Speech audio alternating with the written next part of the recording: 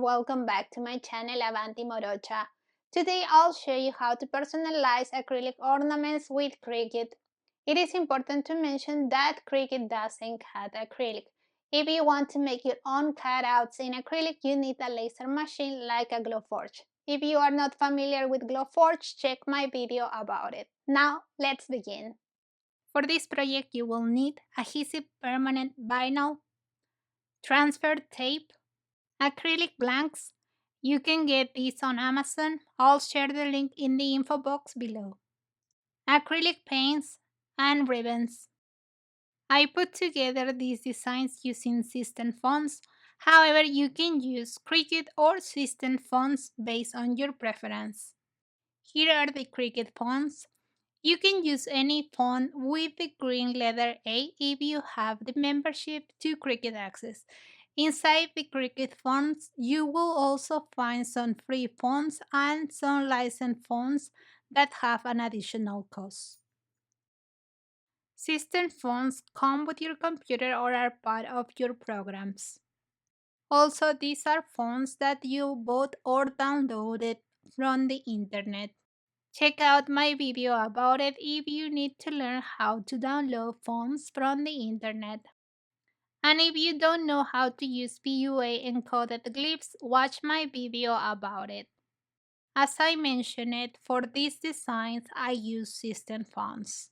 The two script fonts are part of my subscription to Creative Fabrica. This is Better Together and this is Bumble Hearts. And for the sans serif fonts, I use Adobe Fonts, which are part of my subscription to Adobe Creative Suite. This one is the Incandescent Bold, and this is Futura Condensed Extra Bold. If your design includes small letters, I recommend using sans serif fonts, which don't have decorations, and even better if you use a bold style. If the font you're using doesn't have a style in bold, use offset to add thickness to the font. Be mindful that doing a project with small letters makes things a little more challenging. Smaller pieces are harder to cut and also to transfer.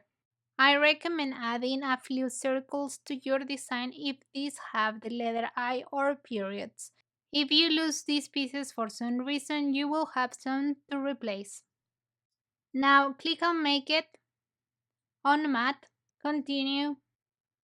For these pieces, I'll use a Smart Vinyl Matte Metallic. For this material, I like to add more pressure. And for this piece, I will be using permanent vinyl. Now I'll load the material and send it to cut. If you are wondering why I'm using the matte when using Maker 3 and Smart Material, the reason is that this piece is too small. The smaller piece of Smart Material that you can use without a matte with Maker 3 or Explore 3 is 13 by 6 inches. Load the material. The process of cutting these pieces took 7 minutes. Use a blade and mat in good conditions to get the best results. Now I'll cut the pieces individually with the design and be careful with the smaller pieces. Smaller letters like this one can be harder to weed. I have all the pieces ready. After weeding, now I'll transfer them. I've already cut a piece of transfer tape. I'll place it over the design. Remember, Cricut has two types of transfer tape. This is the regular transfer tape. If you are using glitter or shimmer vinyl, you must use the strong grip tape. Scrape the front and back.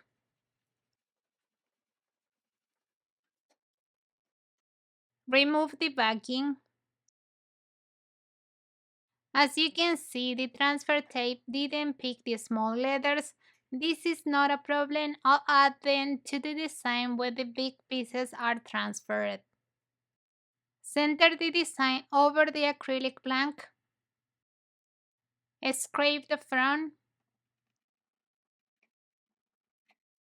And now remove the backing.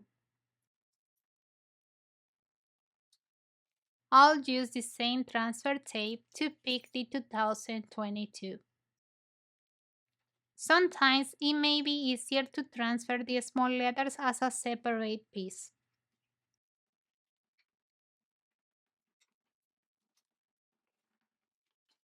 Place the 2022 over the acrylic blank and remove the transfer tape.